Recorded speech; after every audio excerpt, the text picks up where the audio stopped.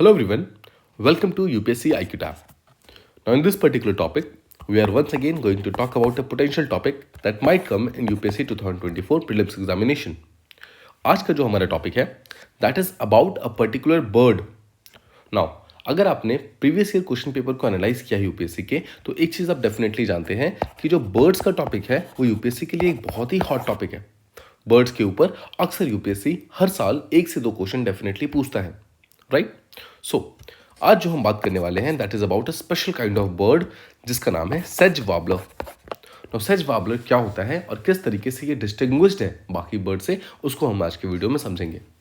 सबसे पहले तो आप एक चीज़ ध्यान रखिएगा, जब भी आप यूपीएससी पॉइंट ऑफ व्यू से कोई भी चीज़ कवर कर रहे हैं, स्पेशली किसी एनिमल का नाम या फिर किसी बर्ड का नाम ध्यान रख रहे हैं, तो ऑलवेज ट्राई टू अंडरस्टैंड कि उस पर्टिकुलर एनिमल या बर्ड की यूनिक फीचर क्या है, ऐसी क्या चीज़ है जो वो अलग करता है.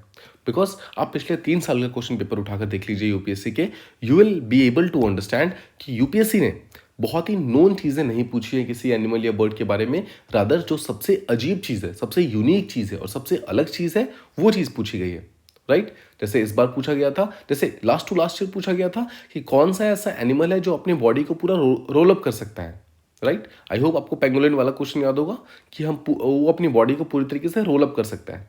Then the last year question पूछा गया था कि ऐसा कौन सा एनिमल है जो एक पर्टिकुलर टूल को इस्तेमाल करके एक पेड़ के अंदर से किसी इंसेक्ट को बाहर निकाल के खा सकता है. So I hope you are understanding कि जो क्वेश्चन पूछे जा रहे हैं एनिमल्स या फिर बर्ड्स के हिसाब से के अकॉर्डिंग, वो क्वेश्चंस काफ़ी यूनिक फीचर्स के ऊपर पूछे जा रहे हैं. सो आज हम बात करने वाले हैं सेज वार्बलर की, और सेज वार्बलर जो है उसकी यूनिक प्रॉपर्टीज़ क्या क्या है उसके बारे में हम बात करेंगे. पहली चीज़ तो आपको पता होनी चाहिए, एक बहुत ही छोटी सी बर्ड है. देखिए अगर आप इमेज देखेंगे तो this is a very very small bird, और साथ ही ये एक माइग्रेटरी बर्ड है. तो एक चीज़ आपको ध्यान रखना है, जितनी भी माइग्रेटरी बर्ड्स होती हैं नॉर्मली वो साइज़ में काफ़ी बड़ी होती हैं. ऐसा क्यों? बिकॉज उनको बहुत ही लंबा डिस्टेंस ट्रैवल करना होता है. अक्सर ऐसा देखा गया है जो माइग्रेटरी बर्ड्स हैं वो हमेशा ठंडी के इलाके से हट करके दूसरे इलाके में जाती हैं, राइट? तो ठंडी के इलाके में नॉर्मली छोटे बर्ड्स नहीं पाए जाते हैं, बिकॉज छोटे बर्ड्स का जो एरिया होता है, मतलब उनका जो बॉडी एरिया होता है और जो हीट लूजिंग का जो एरिया होता है उसका रेशियो बिल्कुल सही नहीं होता है, राइट? छोटे बर्ड्स अगर लेट्स से उनके ईयर से या फिर उनके माउथ से अगर हीट रिलीज होगी तो बहुत आसानी से उनको ठंड लग सकती है उनके बॉडी के अंदर, राइट? दैट्स वाई वो अपने आप को अडेप्ट नहीं कर पाएंगे, अच्छे तरीके से वहाँ पर रह नहीं पाएंगे. सो नॉर्मली जो माइग्रेटरी बर्ड्स होती हैं वो स्मॉल नहीं होती है, वो हमेशा लार्ज बर्ड्स होती है.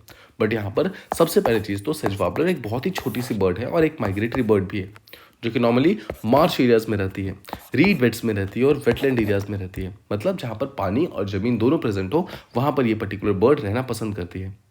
ना इसकी सबसे इंपॉर्टेंट चीज़ क्या है, सेज वार्बलर जो है बहुत अच्छी मिमिक्री करती है.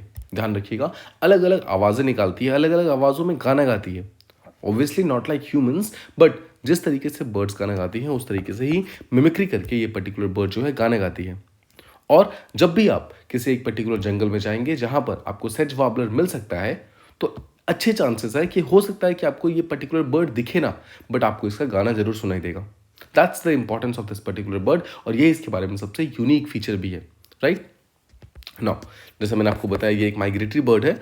नॉर्मली इसका जो ब्रीडिंग ग्राउंड है, मतलब जहाँ पर ये रहती है, वो है यूरोप और एशियन रीजन्स. यूरोप और एशिया का जो गर्म इलाका है वहाँ पर ये नॉर्मली रहती है, मतलब ठंडी का जो इलाका है, जो ऊपर वाला पार्ट है, नॉर्दर्न पार्ट, वहाँ पे ये रहती है. और जब जब ठंड वाला एरिया आता है, जब जब ठंड वाला टाइम आता है, तब वो यूरोप और एशिया से हट करके अफ्रीका चली जाती है, because Africa is a comparatively hotter continent, गर्म कॉन्टिनेंट है, राइट? सो आई होप आप समझ गए, यूरोप और एशिया में रहती है और जब भी ठंडी आती है तो वो अफ्रीका चली जाती है. इसकी पॉपुलेशन में कोई प्रॉब्लम नहीं है, IUCN ने इसको लीस्ट कंसर्न का दर्जा दिया हुआ है. नाउ देखिए, जो मेल वॉबलर्स होते हैं, मतलब देखिए सेज वार्बलर्स का नाम है, इसकी जो मेल स्पीसीज है, मतलब जो बेसिकली मेल्स हैं, वो ध्यान रखिएगा वो गाना गाते हैं किस चीज़ के लिए, अपनी मेट को अट्रैक्ट करने के लिए. पहली चीज़ तो ठीक है, मेट को अट्रैक्ट करते हैं. और सबसे इंपॉर्टेंट चीज़ है, they never sing the same song twice. वो कभी भी एक गाने को 2 बार नहीं गाते हैं, ठीक है? हमेशा वो डिफरेंट गाना गाते हैं, और जैसे मैंने आपको बताया वो मिमिक्री करते हैं बहुत अच्छे तरीके से, मतलब अलग अलग गानों की, अलग अलग आवाज़ों की बहुत अच्छे तरीके से मिमिक्री करती है. माना जाता है कि जितने ज़्यादा फ्रेजेस इस पर्टिकुलर बर्ड के सॉन्ग में होंगे उतने ज़्यादा मेट से अट्रैक्ट कर पाएगा और उतने ही ज़्यादा डाइवर्सिटी ये अपने आप को क्रिएट कर पाएगा. ठीक है, दैट्स वाई सेज वार्बलर यहाँ पर बहुत ज़्यादा इंपॉर्टेंट है। और लास्ट चीज़ ये है कि ये एक इंसेक्टिवोरस बर्ड है, यानी कि ये इंसेक्ट्स को खाता है। सो उम्मीद करता हूँ आपको ये चीज़ समझ आ गई। ठीक है, नाउ यहाँ पर डिस्कस करते हैं यूपीएससी यहाँ से क्या क्या क्वेश्चन पूछ सकता है। पहली चीज़ तो ये पूछ सकता है कि ये माइग्रेटरी बर्ड है, तो स्मॉल को माइग्रेटरी के साथ यहाँ पर कॉन्फ्लिक्ट में ला सकता है। वो ये बोल सकता है कि सेज वार्बलर एक one of the largest birds है। ठीक है, इस तरीके से पहला क्वेश्चन आप यहाँ पर बन सकता है। दूसरी चीज़ यहाँ पर ये बोल सकता है या फिर इस तरीके से क्वेश्चन पूछ सकता है कि जो कि स्टेटमेंट बेस्ड क्वेश्चन होगा कि which among the following birds is consider to be a great mimic that, जिसका जो मेल स्पीसीज है it never sings the same song twice. तो आपको ध्यान रखना है, उसका आंसर है सेज वार्बलर। ये दो डिफरेंट क्वेश्चन यहाँ पर बन सकते हैं एंड आई होप आपको दोनों ही क्वेश्चन बहुत ही ईजिली यहाँ पर आप सॉल्व कर पाएंगे। I hope you like this particular video. If you did, please do like, share and subscribe, and thank you so much for listening.